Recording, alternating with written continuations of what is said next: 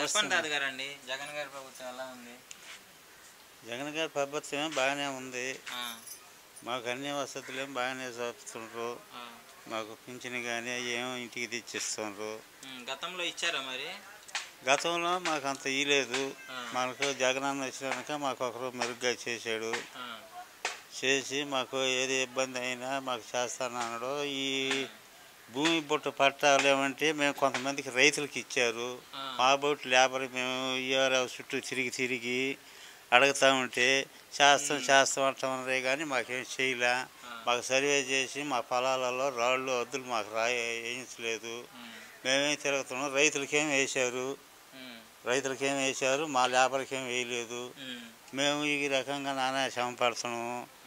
ఒక ఇద్దరు ఆడపిల్లకాయలు నాకు, ఒక మగ పిల్లలు పిల్లకాయలు పెళ్ళిళ్ళు చేసుకొని ఒక 30 సెంట్లు చేను అమ్ముకొని పెళ్ళిళ్ళు చేసుకుని అమ్మిన దానికి ఆ రిజిస్ట్రేషన్ పత్రం ఇస్తేనే కాగితాలు ఇస్తేనే కొలవ డబ్బులు కడతానంటున్నాడు కొన్న రైతు. ఈ చుట్టూ తిరిగితే చేస్తాం అంటే మాకు ఏ అర్థం చేయట్లేదు. రైతులకేమో చేస్తున్నారు, మా బొట్టోళ్ళనేమో వెనక్కి రేపు అంటేనే చెప్తా ఉన్నారు. అది పరిస్థితి. జగన్ అన్న వచ్చినాక మాకు అన్ని సౌకర్యాలు బాగానే ఉన్నాయి.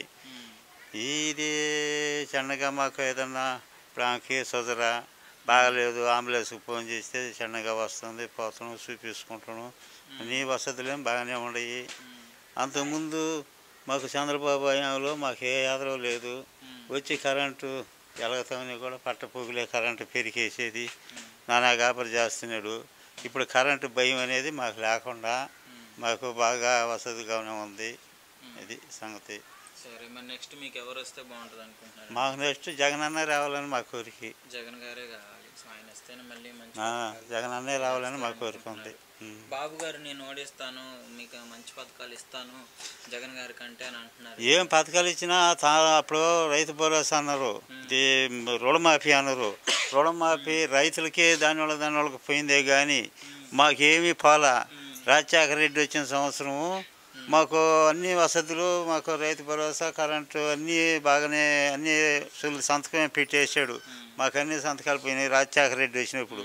అదే విధంగా ఇప్పుడు మాది బ్యాంకీలలో ఒప్పుకుంటే వాళ్ళు వచ్చి తెప్పించి చేస్తాం, ఆస్తులు ఎలా వేస్తామని చెప్పి చెప్తామన్నారు. అప్పుడు చంద్రబాబు ఇచ్చాడు, హామీలు ఇచ్చాడు, పోయినాడు, గెలిచినాడు, మళ్ళీ ఆ మాటే లేదు. మళ్ళీ ఇప్పుడు బ్యాంకీ వాళ్ళు ఏమో తిరుగుతామన్నారు, చేస్తామన్నారు. మేము నానా ఇబ్బందులు పడుతున్నాం ఈ బ్యాంకీ గురించి. ఆ చంద్రబాబు మాకేం చేయలే. ఏదో జగనన్న వస్తే మాకు సహాయం చేస్తాడని మా ఆశ ఉంది. నమస్కారం అండి. గారండి, ఎలా ఉంది ప్రభుత్వం? బాగానే ఉంది. ఇట్లాంటికే మాకు పింఛని రాలేదు. బిడ్డలకు అవుతారు పిల్లలు వాళ్ళు 5,000 రావాల్సింది 3,000 వస్తుంది. ఆ బిడ్డలు కుంటి పిల్లకాయలు ఇద్దరు కుంటోళ్ళు.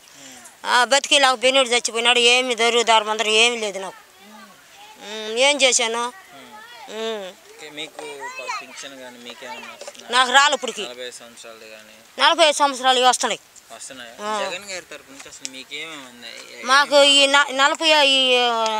45 సంవత్సరాలకి గుమ్మడమా ఈ 45 సంవత్సరాల వాళ్ళకి ఇస్తారా?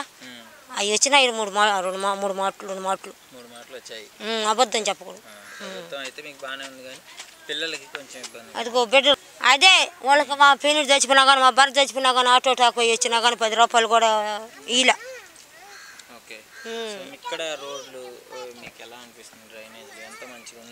బాగానే ఉన్నాం, బాగుంది.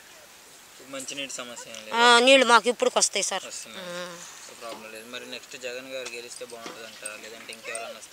మాకు జగన్ ఇస్తేనే బాగుంటుంది.